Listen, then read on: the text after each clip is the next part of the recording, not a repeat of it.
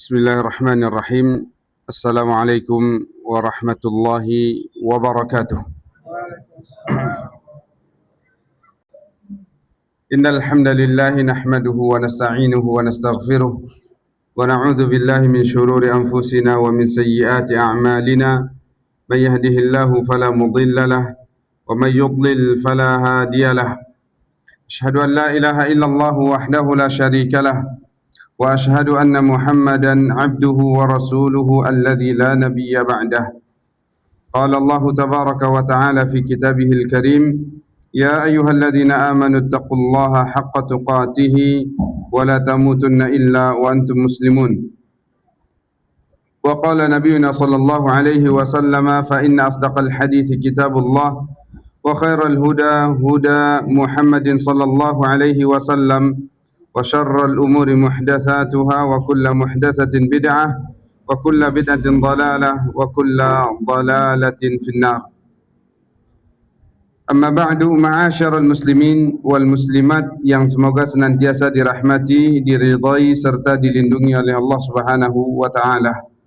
Alhamdulillah, pada malam hari ini Allah Subhanahu wa taala masih memberikan kepada kita kesempatan dan berbagai macam nikmat yang Allah Subhanahu wa taala berikan kepada kita. Di antara nikmat tersebut adalah bertemunya dan berkumpulnya kita di salah satu di antara rumah Allah ini. Semoga Allah Subhanahu wa taala menerima amal saleh kita dan menjadikan apa yang kita lakukan menjadi pemberat timbangan kita kelak di akhirat. Allahumma amin. Sebelum kita memulai dan melanjutkan pembahasan dari materi kita, kita bermohon kepada Allah agar Allah berikan kita ilmu yang bermanfaat, pemahaman yang benar, serta pengamalan terhadap ilmu yang telah kita ketahui. Allahumma inna nas'aluka ilman nafi'a, Allahumma anfa'na bima 'allamtana wa 'allimna ma yanfa'una wa zidna ilma innaka antal alimul hakim. Ya Hayyu Ya Qayyum birahmatika nastaghithu aslih lana sya'nana kullah wa la takilna ila nufusina tarfata ain. Baik kaum muslimin dan kaum muslimat, kita lanjutkan pembahasan dari kitab Al-Wajiz fi Fiqh Sunnati wal Kitabil Aziz. Pembahasan terakhir kita sampai di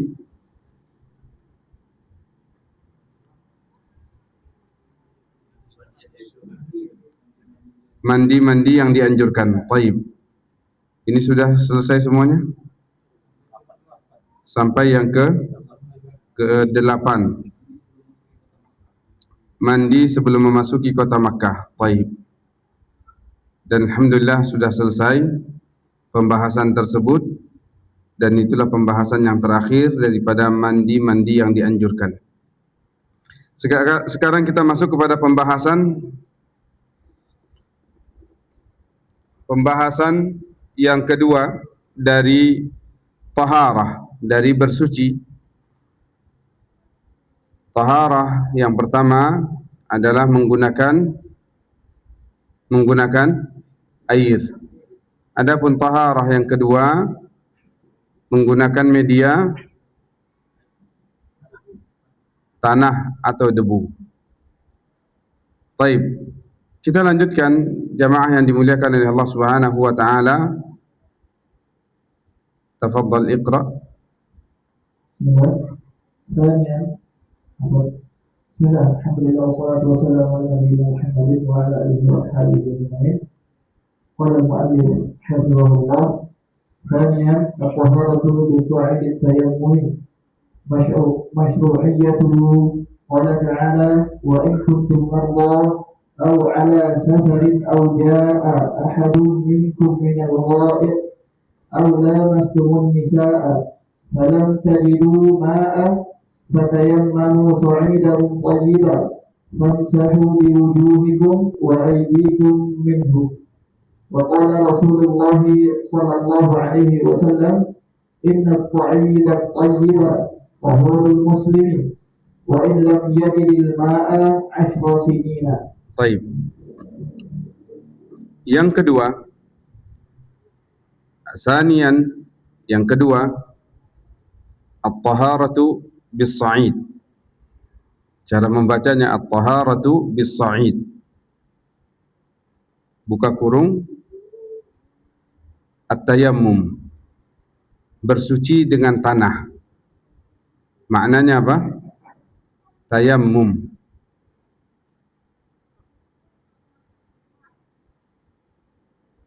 Dan tayammum, ma'asyiral muslimin wal muslimat yang dimuliakan oleh Allah Subhanahu wa taala, adalah bahagian daripada syariat kita. Dan syariat kita alhamdulillah syariat yang mudah, syariat yang banyak memberikan kemudahan kepada kita. Allah Subhanahu wa taala menurunkan syariat Islam dengan banyak sekali kemudahan. Tidak ada air, maka bisa menggunakan tanah sebagai media mendekatkan diri kita kepada Allah Subhanahu wa taala. Adapun dalil yang menganjurkan tentang tayammum, adalah firman Allah dalam surat Al-Maidah. Surat Al-Maidah ayat 6. Ini dalil yang berbicara tentang taharah secara umum. Padanya terdapat anjuran untuk berwudu, ada juga anjuran untuk mandi, kemudian bersuci menggunakan tanah. Allah Subhanahu wa taala mengatakan, wa in kuntum marda, apabila kalian marda maknanya adalah marid, sakit, atau ala safar, atau kalian dalam kondisi bersafar, bepergian, au jaa ahadun minkum minal ghaiti, atau salah seorang di antara kalian datang dari tempat dia menunaikan hajatnya. Kalau kita sekarang menggunakan bahasa apa? Selesai buang hajat. Au lamastumun nisa, atau kalian menyentuh wanita. Makna menyentuh wanita adalah menggaulinya. Falam tajidu ma'an, dan kalian tidak dapati air. Fatayammamu sa'idan tayyibah. Allah perintahkan bertayammumlah dengan tanah yang baik. Famsahu biwujuhikum wa aydikum, maka usaplah wajah kalian dan tangan kalian. Nanti akan kita jelaskan bagian mana yang diusap, tangan sampai mana diusap. Ini dalil yang pertama dari Al-Quran, dan sangat jelas perintah dari Allah Subhanahu wa taala agar seseorang bertayammum apabila dia tidak mendapati air. Kemudian dari sabda Nabi SAW, dan ini sebagai penguat, dan dalil itu biasanya datang dari Al-Quran dan datang juga dari hadis Nabi SAW. Kemudian setelah itu baru diiringi dengan perkataan-perkataan para ulama dan pendapat-pendapat para ulama. Nabi SAW bersabda, Inna as-sa'ida at-tayyibah, sesungguhnya tanah yang baik, tahurul muslim, alat untuk bersucinya seorang muslim. Wa in lam yajidil ma'a 10 sinin, walaupun dia tidak mendapati air selama 10 tahun. Selama 10 tahun, walaupun enggak dapat air selama 10 tahun. Ma'asyiral muslimin, hadis ini sahih. Diriwayatkan oleh Al-Imam At-Tirmidzi, Al-Imam Abi Daud, Al-Imam An-Nasa'i dengan lafaz yang mutaqarib, yang saling berdekatan. Tapi apakah mungkin seorang enggak dapat air selama sampai 10 tahun?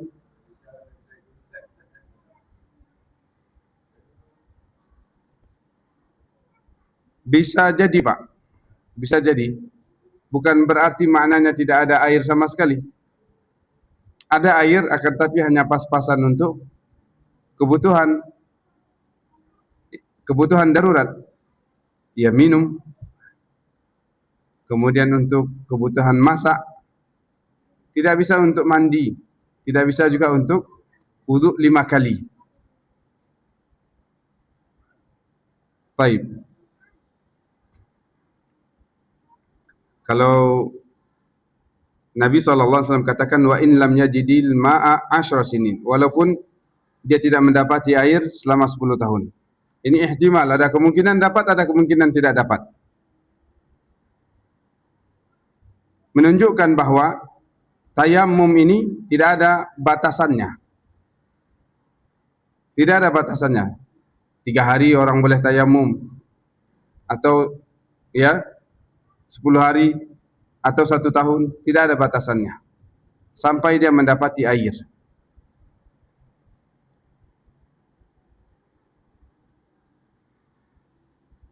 Dan ma'asyiral muslimin wal muslimat yang dimuliakan oleh Allah Subhanahu wa taala,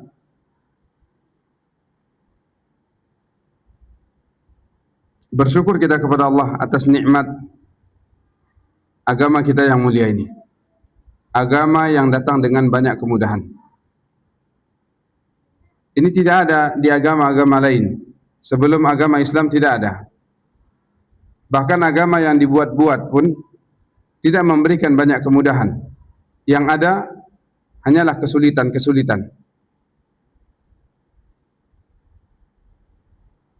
Maka bersyukur atas nikmat Islam yang telah Allah Subhanahu wa taala berikan kepada kita.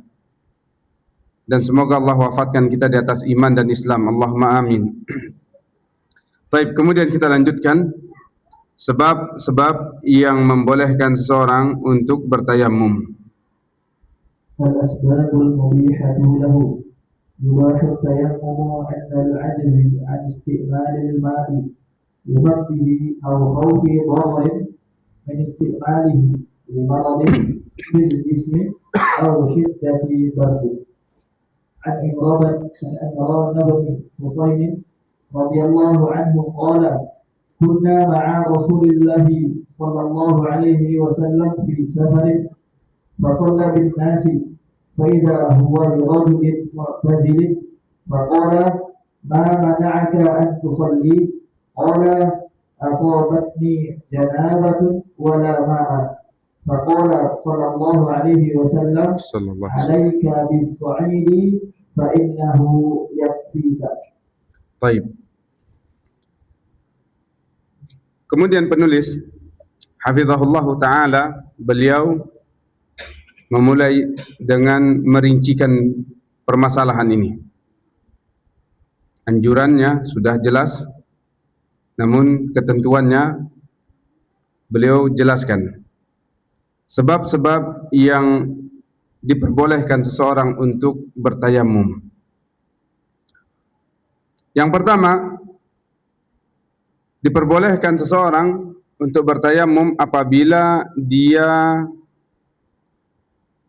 tidak mampu menggunakan air. Tidak mampu menggunakan air. Bukan karena air tidak ada, akan tetapi karena dia sedang dalam kondisi sakit, tidak boleh menggunakan air. Akan ada nanti dalil yang menjelaskan tentang masalah ini.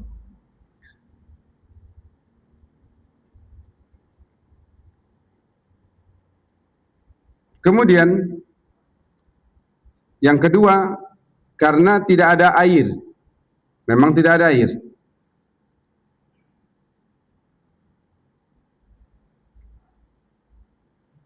Dan yang ketiga adalah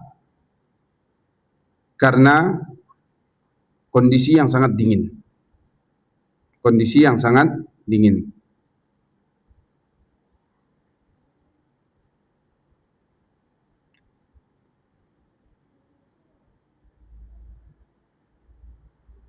Kalau di sini di mana yang sangat dingin itu, Pak? Selat Panjang. Alahan Panjang. Dingin sekali, Pak. Masih bisa kena air. Baik, kondisi yang sangat dingin, tapi ala kulli hal itu semuanya berbeda-beda pada setiap orang. Ada yang dengan AC saja sudah kedinginan. Ya. Ada yang sudah di Alahan Panjang sana itu enggak kedinginan. biasa saja dia mandi. Kita yang jarang-jarang ke sana, itu kedinginan. Baik, jamaah yang dimuliakan oleh Allah Subhanahu wa taala, oleh karenanya syiddati burdin, karena kondisi yang dingin ini kembali kepada masing-masing. Kembali kepada masing-masing, kecuali sudah berada di kutub sana. Ya. Itu muttafaq, semuanya sepakat. Baik, dalil yang pertama yang beliau bawakan adalah hadis dari Imran ibn Husain, pakai sad, Husain. Ini sahabat Nabi SAW, bukan Husain. Kalau Husain itu pakai sin, dan dia adalah cucu Nabi SAW. Qala, beliau mengatakan, kami bersama dengan Rasulullah SAW dalam sebuah perjalanan.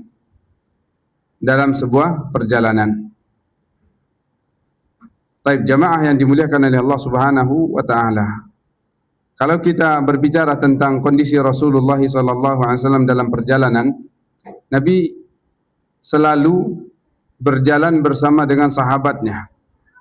Seminimalnya adalah satu orang, Abu Bakar radhiyallahu taala anhu. Seminimalnya. Seringnya Nabi SAW bersafar dengan banyak orang. Dan ini ada hikmah yang luar biasa.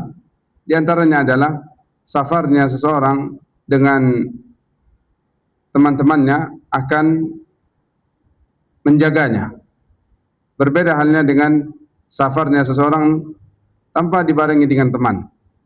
Maka kemungkinan dia melakukan hal-hal yang sifatnya negatif, maksiat, ini sangat besar kemungkinan. Oleh karena Nabi SAW mengatakan, ya, safar sendirian itu safar bersama syaitan. Safar bersama syaitan. Ya, safarlah berdua. Karena syaitan dengan yang berdua ini, dengan dua orang, dia lebih jauh. Yang aman itu bertiga. Yang aman bertiga. Kemudian Imran bin Husain mengatakan, fasalla bin nasi. Kemudian beliau sallallahu alaihi wasallam pun mengimami salat. Fa idza huwa bi rajulin mu'tazilin. Dari semua yang salat, ada satu orang yang enggak salat. Mu'tazil itu Mu'tazilah. Bukan, Mu'tazilah itu datang setelah masa Nabi SAW. Mu'tazilah itu asalnya dari Mu'tazil juga, dari kata i'tizal. I'tazala ya'tazilu i'tizalan. Maknanya adalah menyendiri, enggak ikut salat. Ya. Faqala, kemudian Nabi pun mengatakan kepadanya, ma mana'aka an tusalliya. Apa yang menghalangimu untuk salat bersama kami? Beliau mengatakan, asabatni janabah, aku sedang janabah, mimpi basah. Wala ma'a, enggak ada air ya Rasulullah. Enggak ada air. Faqala sallallahu alaihi wasallam, maka Nabi mengatakan, alaika bis-sa'id, cukup bagimu, ya, alaika bis-sa'idi fa innahu yakfika, cukup bagimu menggunakan debu, itu sudah cukup. Adapun kaifiyahnya bagaimana? Kaifiyahnya adalah tayammum yang diajarkan oleh Nabi sallallahu alaihi wasallam. Akan ada nanti penjelasan tayammumnya tersebut insyaallah dalam akhir-akhir pembahasan tayammum, sifatnya. Tidak maknanya adalah menggunakan debu atau menggunakan tanah untuk mandi, sebagaimana yang disalahfahami oleh salah seorang sahabat Nabi SAW juga. Dia janabah, kemudian dia guling-guling di debu. Dia guling-guling di tanah. Ya, mungkin dia baru mendapatkan hadis ini, alaika bis-sa'id fa innahu yakfi. Cukup bagimu debu. Itu sudah, ya, mewakili air. namun kaifiyahnya, sifatnya, bagaimana menggunakannya, ya namanya janabah kan harus mandi. Kalau begitu seluruh tubuh harus kena debu. Salah enggak sahabat memahami seperti ini? Hah? Ya sebelum dia mengetahui yang benar, maka itu tidak bisa disalahkan. Tapi setelah dia mengetahui kebenaran, maka itu adalah kesalahan. Begitu juga dengan kita yang melakukan salah. Sebelum kita tahu bahwa itu kesalahan, sebelum seseorang mengetahui bahwa itu kesalahan, maka tidak ada dosa baginya. Tidak ada dosa bagi orang tersebut. Kemudian yang berikutnya, hadis yang berikutnya, Iqra.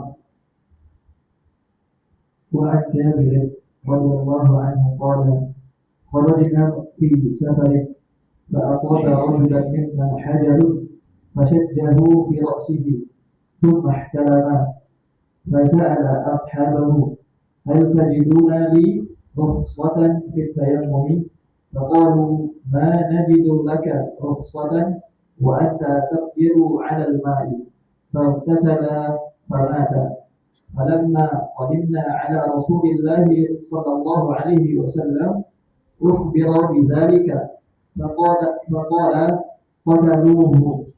قتلهم الله ألا سألوا إذ لم يعلموا فإنما شفاء العي السؤال إنما كان يكفيه أن يتيمم. Baik jamaah yang dimuliakan oleh Allah Subhanahu wa taala, kemudian penulis hafizahullah taala membawakan hadis yang kedua dari Jabir bin Abdullah radhiyallahu taala anhu. Hadis ini ma'asyiral muslimin yang dimuliakan oleh Allah Subhanahu wa taala, hadisnya derajatnya hasan, diriwayatkan oleh Al-Imam Abi Daud. Akan tetapi di sini disebutkan wa fihi ziyadatun munkarah, ada ziyadah yang munkar.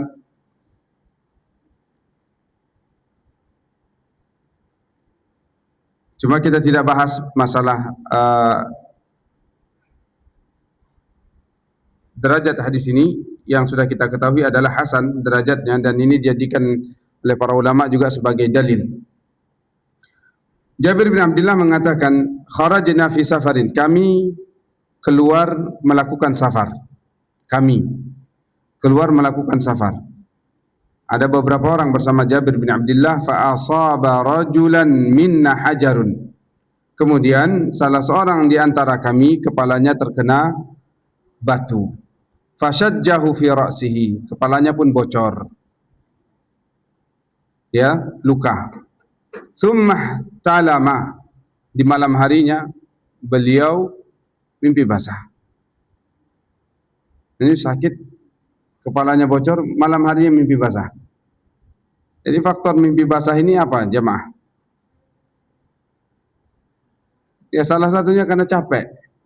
Salah satunya karena capek. Kadang ya bukan cuma karena syahwat doang begitu. Jangan salah gitu. Orang kadang udah banyak mikir-mikir enggak mimpi-mimpi basah.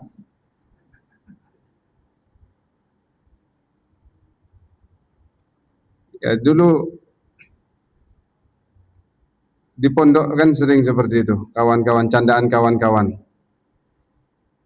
Ya, tidur karena belum menikah-nikah, bujang-bujang semuanya. La haula wala quwata illa billah. Fasa'ala ashabahu, kemudian ya setelah dia mimpi basah di pagi harinya, dia pun bertanya kepada teman-temannya, hal tajidu li rukhsatan fit tayammumi, apakah kalian melihat adanya rukhsah bagiku untuk melakukan tayammum? Berarti di sini ma'asyiral muslimin, para sahabat yang bersafar ini sudah sampai kepada mereka ilmu tentang tayammum. Tapi tentang permasalahan ya orang yang sakit, yang mana sakitnya memudaratkan dirinya kalau terkena air, di sini para sahabat tidak dapat ilmunya. Faqalu ma najidu laka rukhsah, maka mereka yang ditanya, teman-temannya yang ditanya, mengatakan kami tidak melihat adanya keringanan bagimu. Sementara engkau bisa terkena air. Yang sakit kan kepala, tangan bisa kena air. Mungkin seperti itu. Atau bisa jadi para sahabat ini mengatakan ya yang kena air, yang luka itu jangan dikenakan air. Cuma ini orang salah memahami, bisa jadi seperti itu. Bisa jadi. Wa anta taqdiru 'alal ma' faghtasala. Engkau mampu terkena air, kemudian dia pun mandi dan akhirnya meninggal dunia. Falamma qadimna ala Rasulillah, tatkala kami telah sampai dan bertemu dengan Rasulullah sallallahu alaihi wasallam, kami pun ceritakan tentang permasalahan tersebut atau dikabarkan kepada beliau tentang permasalahan tersebut. Faqala, kemudian Nabi mengatakan, qataluh, kalian telah membunuhnya. Qatalahumullah, semoga Allah membinasakan kalian. Ala sa'alu idza lam ya'lamu, tidakkah kalian bertanya jika sekiranya kalian tidak mengetahui?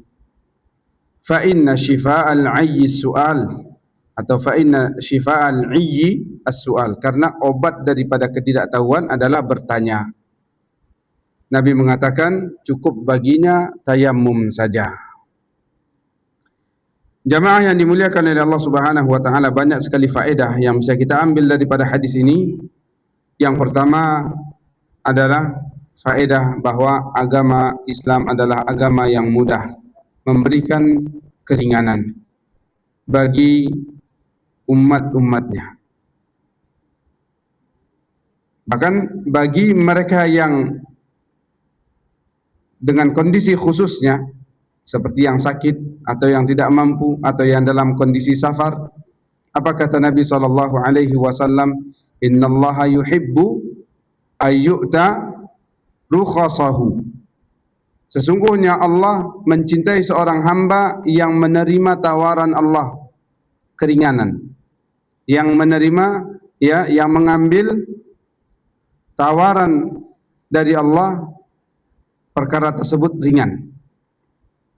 Sebagaimana Allah mencintai hambanya yang meninggalkan maksiatnya.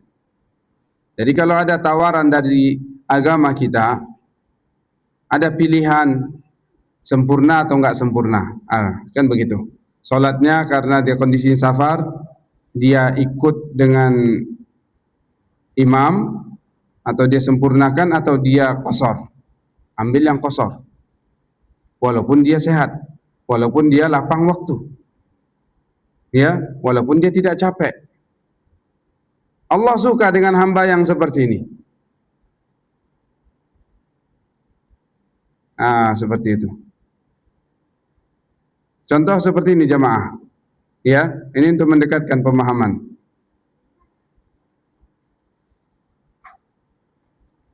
Bapak ada uang?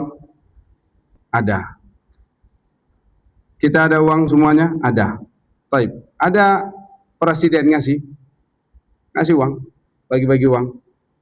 Kemudian enggak Pak, saya enggak. Ini kan enggak adab gitu. Terima saja. Ya.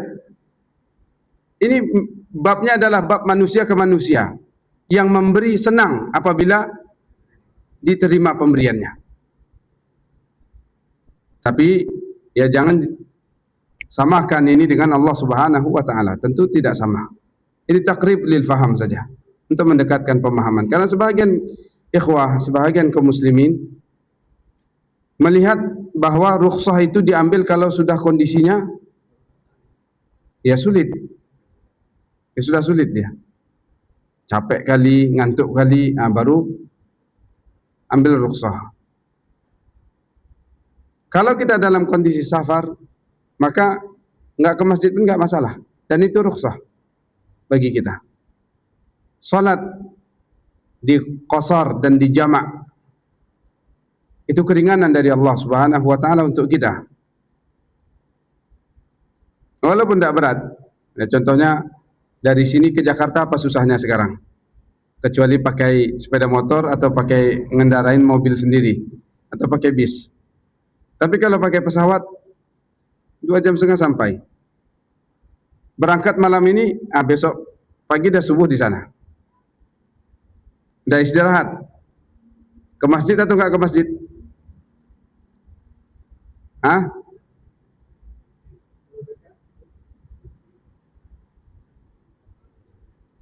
Di hotel aja, sholat di hotel aja. Atau di penginapan aja sholat. Kenapa? Allah berikan keringanan. Allah berikan keringanan.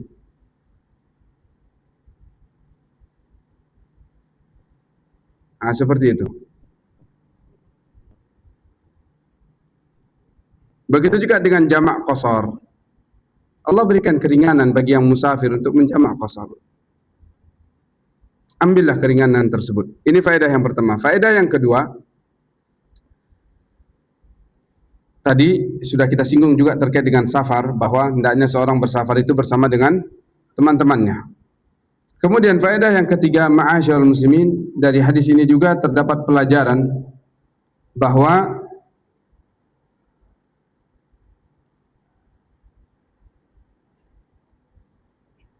apabila seseorang tidak tahu, maka hendaknya dia bertanya. Dan jangan dia berfatwa. Jangan dia mengatakan menurut pendapat dia, menurut sepengetahuan dia. Dia juga harus sadar diri, dia siapa kan begitu. Apalagi masalah tersebut adalah masalah agama.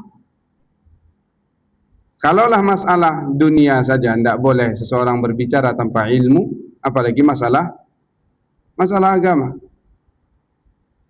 Ini pelajaran penting, di mana saat ini ma'asyiral muslimin, kita dapati banyak ikhwah, banyak kaum muslimin sekarang bermudah-mudahan dalam masalah ini. Dia bukan kapasitasnya menjawab, tapi dia menjawab, dan itu adalah masalah agama.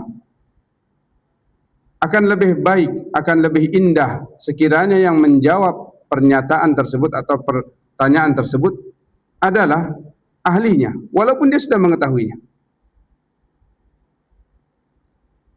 Kenapa? Ma'asyiral muslimin, karena kalau yang ahlinya, dia tahu dari mana dia harus memulai menjawab pertanyaan tersebut, pernyataan tersebut. Berbeda dengan orang yang nggak tahu atau yang nggak ahlinya. Jawabannya ada dua, boleh nggak boleh. Itu aja. Menurut saya boleh. Saya pernah datang kajian, katanya boleh. Kata Ustadz itu boleh. Jadi yang terlihat adalah apa? Kefanatikan. Ya, kefanatikan terhadap ustadz-ustadz, padahal tidak boleh kan seperti itu. Maka kalau dia nggak tahu, cukup dia diam. Tanya aja nanti sama ustadz di pengajian, atau hubungi ustadz ini, tanyakan langsung, daripada dia yang berkata. Kadang sampai berteka-teka lagi, waang-waang lagi, ang madagali, gitu. Jadi kan nggak indah Islam itu jadinya. Walaupun yang dia katakan benar, ya, tapi setelah keluar pernyataan-pernyataan yang tidak baik, merusak, mencoreng Islam juga. Misalkan seorang sedang dalam satu permasalahan, berdebat, yang satu mengatakan boleh, yang satu mengatakan nggak boleh. Ternyata jawabannya nggak boleh dari ahli ilmu. Tapi ini kan sudah gini-gini dulu. Udah ribut dulu di media sosial, udah ribut dulu di masjid. Yang baru datang mau sholat, lihat, beda pula nih masjid ini, gitu. Ribut-ribut orang dalam masalah ini.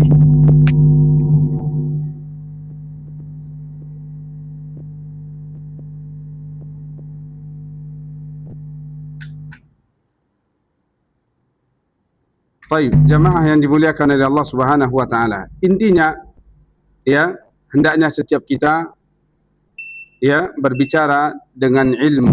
Jika kita bukan ahlinya, maka jangan berbicara perkara tersebut.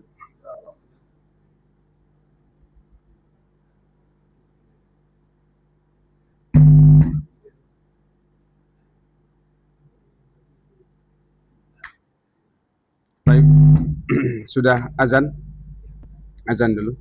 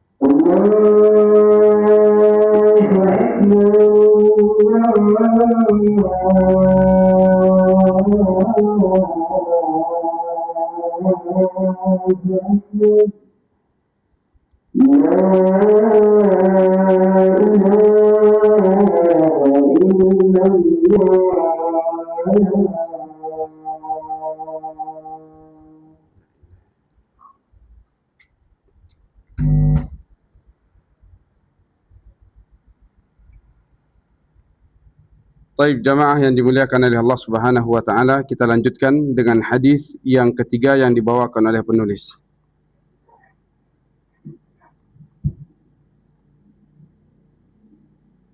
وعن عبد بن العاص رضي الله عنه أنه لما بعث في غزوة ذات السلاسل قال احتلمت في ليلة باردة شديدة البرد فأشفقت إن اكتسلت أن أهلك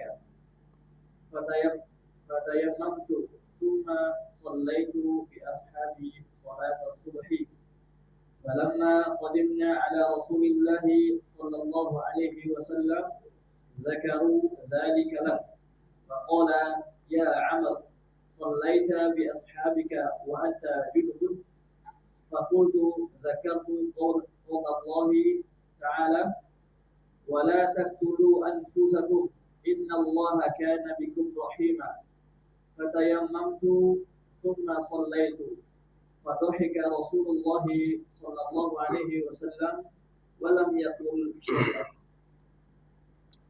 Baik, jamaah yang dimuliakan oleh Allah Subhanahu wa taala, hadis yang ketiga yang dibawakan oleh penulis ini, hadis yang sahih, diriwayatkan oleh Imam Abi Daud dan Al-Imam Al-Hakim.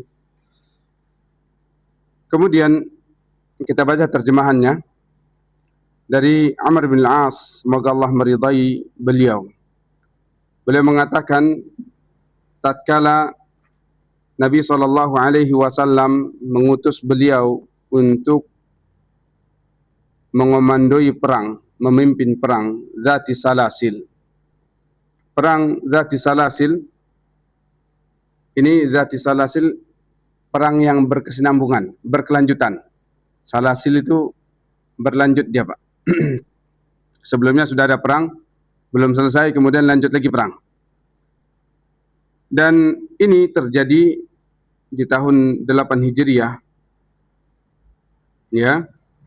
Ada juga yang mengatakan bahwa Zatu Salasil, perang tersebut terletak di lembah yang bernama Air Salasil, As-Salasili. Dan ini perang dengan Bani Qainuqa.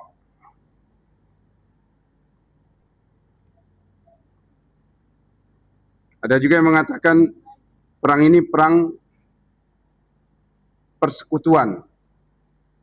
Jadi sudah mulai ancam-ancaman. Ini kalau terjadi nanti akan balas ini, begitu. Jadi sebelum itu terjadi, Nabi SAW memerintahkan Amr bin Al-As untuk membawa pasukan ke sana.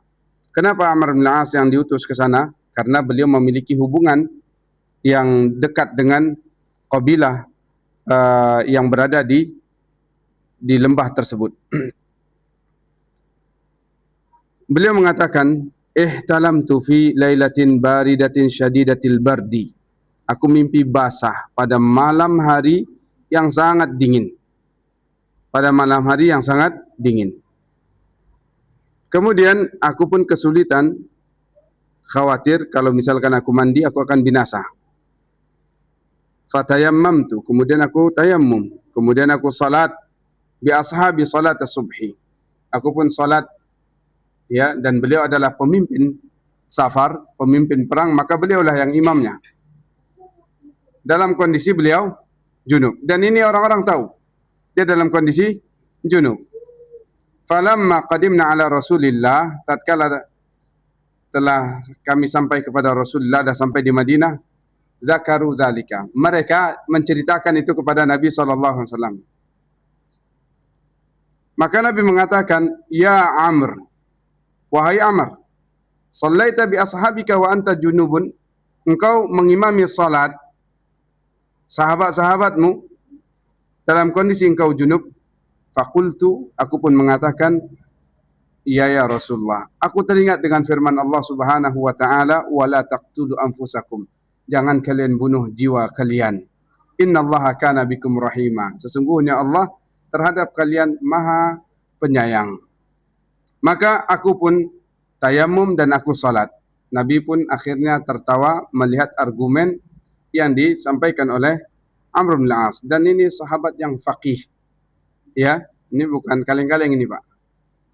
Nah, kalau kita ma'asyarul muslimin, ya harus banyak belajar lagi untuk bisa mengambil istimbat, hukum, kesimpulan dari sebuah ayat dan dalil. Dan Nabi tidak mengatakan apapun, ya, selain daripada Nabi tertawa melihat Amr bin Al-As. Artinya Nabi membenarkan perbuatan Amr bin Al-As. Nah, ini jamaah yang dimuliakan oleh Allah Subhanahu wa taala, perbuatan-perbuatan sahabat, sikap-sikap sahabat. Ini faedah juga dari hadis ini yang bisa kita ambil pada malam hari ini adalah sikap-sikap sahabat yang terjadi di masa Nabi SAW, dan ini adalah ijtihad mereka atau kesimpulan yang mereka simpulkan. Dan ketika itu ada Nabi, walaupun Nabi tidak mencontohkannya, maka itu tidak namanya bid'ah. Ya, sama seperti kasus sahabat yang setiap kali batal wudu, beliau berwudu lagi dan salat di siang hari maupun di malam hari. Itu yang menyebabkan terompa beliau sampai dulu ke surga. Nah, ini jamaah yang dimuliakan oleh Allah Subhanahu wa taala, jangan salah dalam memahami masalah bid'ah ini, karena sebahagian kita dapati orang-orang yang katanya faham tentang nahu dan sharaf, balaghah dan yang lain-lainnya, yang seperti ini dijadikan dalil begitu, bahwa boleh saja seseorang membuat sesuatu yang baru dalam agama ini. Kesimpulannya seperti itu, walaupun tidak menggunakan bahasa itu. Dalilnya adalah dalil sahabat-sahabat yang melakukan sesuatu yang tidak ada dicontohkan oleh Nabi sallallahu alaihi wasallam. Baik, kemudian kita lanjutkan, apa itu sa'id? Apa yang dimaksud dengan sa'id? Atau kalau kita ambil pada firman Allah Subhanahu wa taala, sabda Nabi sallallahu alaihi wasallam, fatayammamu sa'idan. Bertayamumlah kalian dengan sa'id. Apa yang dimaksud dengan sa'id? Iqra. ما هو الصعيد؟ الصعيد الأرض، وقيل الأرض الطيبة، وقيل هو كل تراب طيب. وفي التنزيل فتيمموا صعيدا طيبا. قال أبو إسحاق الصعيد وجه الأرض، وعلى الإنسان أن يضرب بيديه وجه الأرض ولا يبالي أكان في الموضع تراب أو لم يكن، لأن الصعيد ليس هو التراب، إنما هو وجه الأرض ترابا كان أو غيره. قال ولو أن أرضا كانت كلها صخرا لا تراب عليه، ثم ضرب المتيمم يده على ذلك الصخر لكان ذلك طهورا إذا مسح به وجهه. Baik, apa yang dimaksud dengan sa'id? Sa'id ini banyak makna di dalam bahasa Arab. Kalau kita mengatakan apa? Sa'id ini tanah, kan begitu? Tanah, terjemahannya adalah tanah.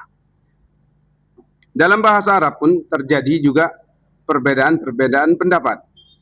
Ada yang mengatakan sa'id itu al-ardu. Al-ardu maknanya apa? Bumi. Ya, bumi yang dipijak, kan begitu. Berarti umum. Bisa jadi lumpur, bisa jadi juga tanah liat, tanah pasir atau batu. Begitu. Wa qila al-ardu at-tayyibah, tanah yang suci. Ada yang mengatakan tanah yang suci. Wa qila huwa kullu turabin tayyibin, semua tanah yang baik. Yang jelas semua tanah yang baik, mau warnanya apa, intinya tidak ada kotoran padanya. Dan di dalam Al-Quran disebutkan perintah tayamum tersebut dengan sa'idan tayyiba, tanah yang baik. Apakah wujudnya adalah bentuknya memang tanah begitu? Tanah atau tanah Karbala? Bisa juga, Pak. Bisa juga. Bagi yang di sana kan, di Irak, memang di tempat tersebut tidak ada air, di tanah Karbala tersebut tidak ada air, dia tayamum pakai tanah Karbala. Catatannya apa? Thayyibah, baik. Qala Abu Ishaq, berkata Abu Ishaq, beliau ini ulama lughah, beliau mengatakan, dan beliau juga ulama ya lughah sekaligus fikih, beliau mengatakan as-sa'idu wajhul ard. Sa'id yang dimaksud adalah permukaan bumi. Nah, wa 'alal insani ay yadriba bi yadayhi wajhal ard.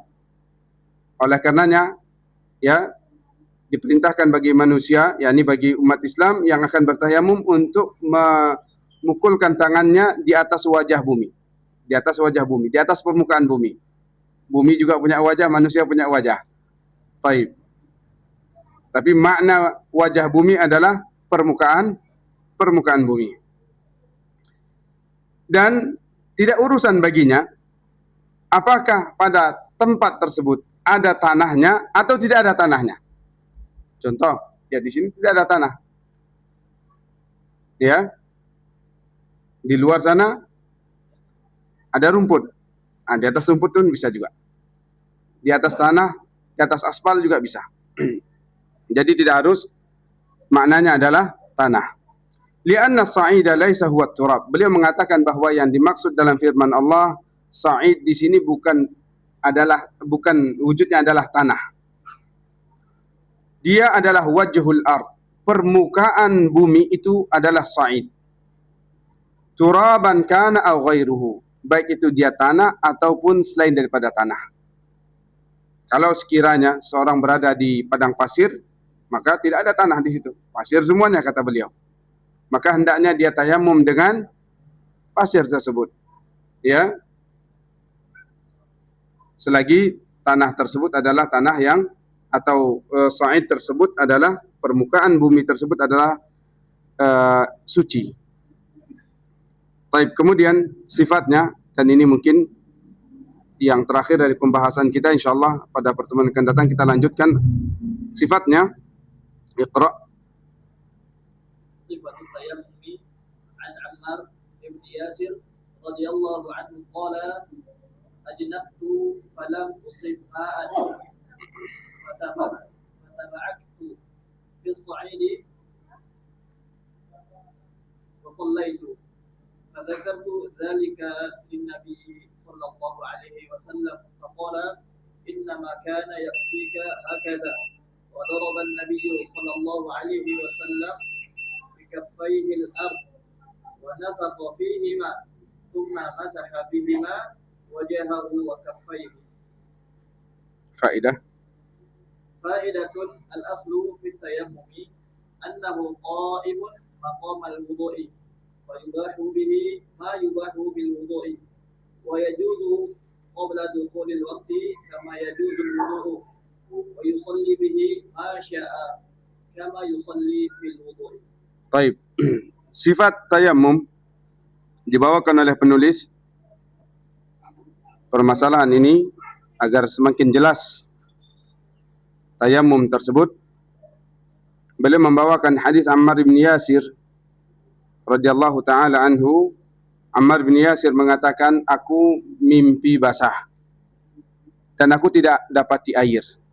Maka akhirnya aku pun berguling-guling di sa'id, di tanah atau di pasir, pokoknya di atas permukaan bumi. Wa shallaitu, kemudian aku pun salat. Selesai salat, aku ceritakan kepada Nabi sallallahu alaihi wasallam tentang permasalahanku. Apa kata Nabi sallallahu alaihi wasallam? Cukup bagimu seperti ini saja, kata Nabi. Daraban Nabi bikaffihi al-ard. Nabi memukulkan kedua telapak tangannya di atas permukaan bumi. Ya. Wa nafakha fihima. Kemudian di nafakha, ditiup. Kemudian masaha bihima wajhahu. Usap wajahnya. Kemudian wa kaffaihi, dan kedua tangannya.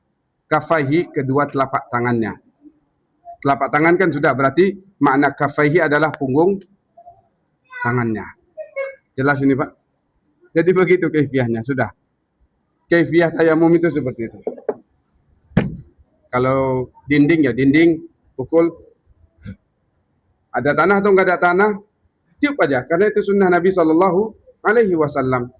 Bukan maknanya kalau tanahnya banyak baru ditiup. Kalau tanahnya sedikit atau debu-debu sedikit enggak perlu ditiup, karena itu dia pengganti airnya. Salah maknanya seperti ini.